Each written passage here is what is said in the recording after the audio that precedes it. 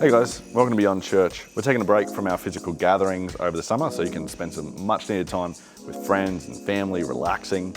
But in order to keep yourself in the know, or if you are new here on the channel, after this video, click the I'm New link in the description below and you can stay up to date on everything that's happening at Beyond. Speaking of things that are happening, on January 22nd, which is a Sunday night at 6 p.m. at Griffin State School, we're kicking off our year with a night of worship. And if that's really not your jam, then you are gonna love the following weekend. As school kicks off, we are kicking off as well. Sunday, January 29th at 10 a.m. with our Upstreet Kids Club, and at 6 p.m. not with Upstreet Kids Club.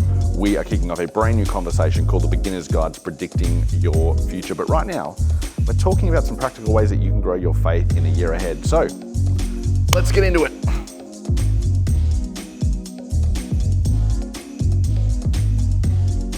Could you imagine what the world would look like if simply believing stuff was enough to make a difference? Like, I'm sure you believe all the science behind eating healthy and living an active lifestyle. What if just simply believing that was enough to give you an active lifestyle? If the world worked this way, no one would have an addiction. If simply believing was enough, think about how different the world would be. Think about it as it pertains to your finances. If just simply believing that saving was a good idea meant that you had savings in the bank, how would your financial situation be different? If you're at school or university, just think about how believing that preparation was important could help you. It would just mean that you wouldn't have to cram the night before again because you just simply believed it. Here's the truth. Most of us know what we need to do in order to live better and more productive lives. Our problem is not a lack of information, right? You know that you need to forgive. You know that you need to be more compassionate. You know that you need to be more generous. Information is not the problem. If you have a dream or a goal, it's not simply enough to know what your goal is or believe in your goal, because believing in your goal won't actually be enough to help you see that goal turn into a reality in your life.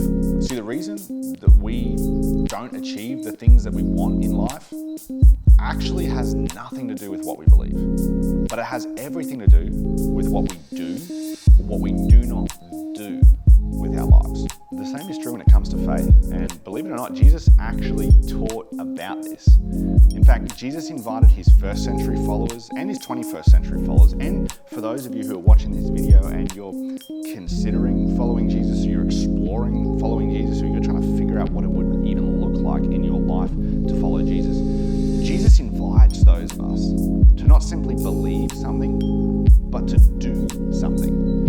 In fact, Jesus kind of gives a warning that if all it is, and if all you're content to do is simply believe, then what will happen is your faith will become feeble, frail, and fragile. Think about Jesus' invitation to us. Jesus' invitation to us is not believe in me, although often that's what the Western church has just kind of boiled Jesus' message down to, because that's palatable, that's easy. Jesus' actual invitation is to follow me. That's a relational invitation. That's an active invitation. That's an interactive invitation. In the last video, we looked at this idea that trust is the currency of all relationships. Now, obedience is part of that, but it's not all of it. See, you don't obey in a relationship to earn trust. But think about it this way, is that obedience in a relationship gives us an opportunity to show us that we trust God, but it also gives God an opportunity to demonstrate his trustworthiness towards us. And in fact, this idea was actually a theme in one of Jesus' most famous teachings that he ever did. In fact, it was a teaching called the Sermon on the Mount. And this message was so practical. It was so nitty-gritty. It was so challenging to the people of the day and to us as well. It was a message where Jesus didn't talk simply about believing things, but Jesus talked about applying these things that we claim to believe to our lives.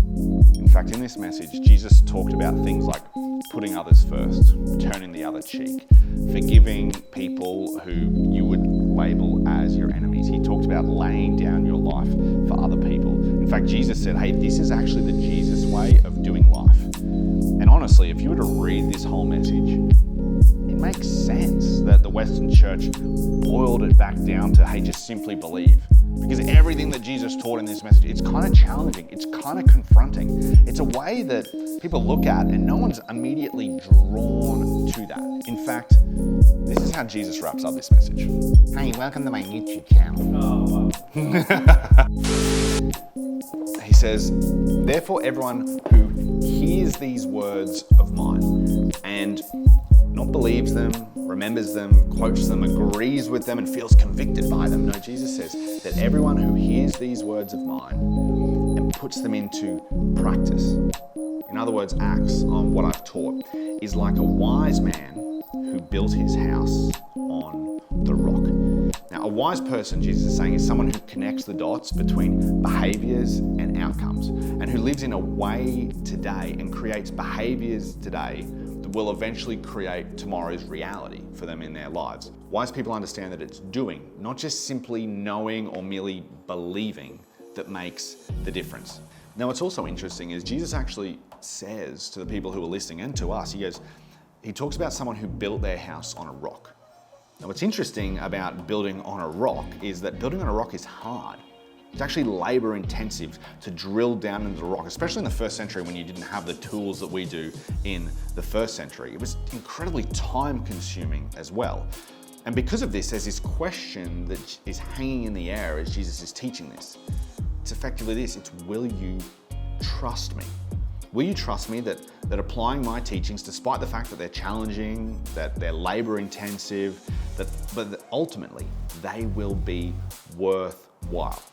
And then he paints this picture of the future of people who apply this to their life. He kind of gives this analogy. He says, the rain came down, the streams rose, and the winds blew and beat against the house, yet it did not fail. Here's why, because it had its foundation on the rock.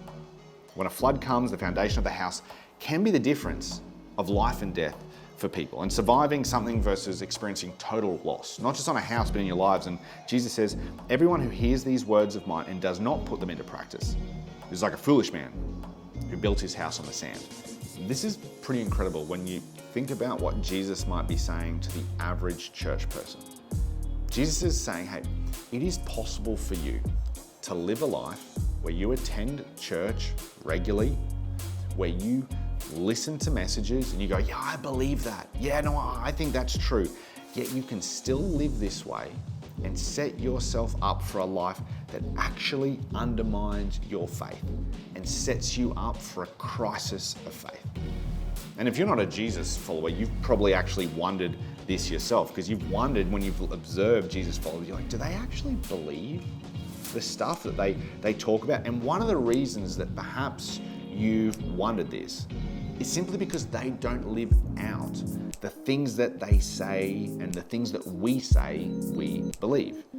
And when you don't live out what you say you believe, and when you observe someone not living out what they say you believe, it's no wonder, honestly, that you don't kind of find that belief system interesting. But here's something you need to know, is Jesus actually doesn't invite his followers to simply believe and not do. In fact, Jesus' brother James echoed Jesus' words when he wrote this. He said, do not merely listen to the word and so deceive yourselves. Right? James is saying, hey, if you want to grow your faith muscle, you need to exercise it. You can't just think listening will grow your faith muscle. We exercise our faith muscle by stepping out and doing things and experiencing God's faithfulness in the things we do. Here's how Jesus rounds out this message. He says, the rain came down, the streams rose, and the winds blew and beat against the house. Yet it did not fall. Here's why, because it had its foundation on the rock. But everyone who hears these words of mine and does not put them into practice is like a foolish man who built his house on the sand.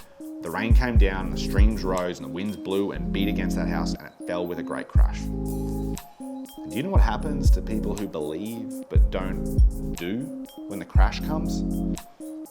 What they'll do is they'll either blame God or conclude there is no God. Or they'll point to the church and they'll say, it was the church's fault that my faith collapsed. Although the reality is their faith was feeble and frail and fragile because they never applied it to their lives. Here's what you need to know. Jesus wants better for you and better for your life than you simply taking the path of least resistance. Jesus wants something more for your life than for you to simply know information, but that information doesn't make a difference in your life. That's why here at Beyond, if you've ever joined us in our physical environments, We always have this thing called a Full Monday.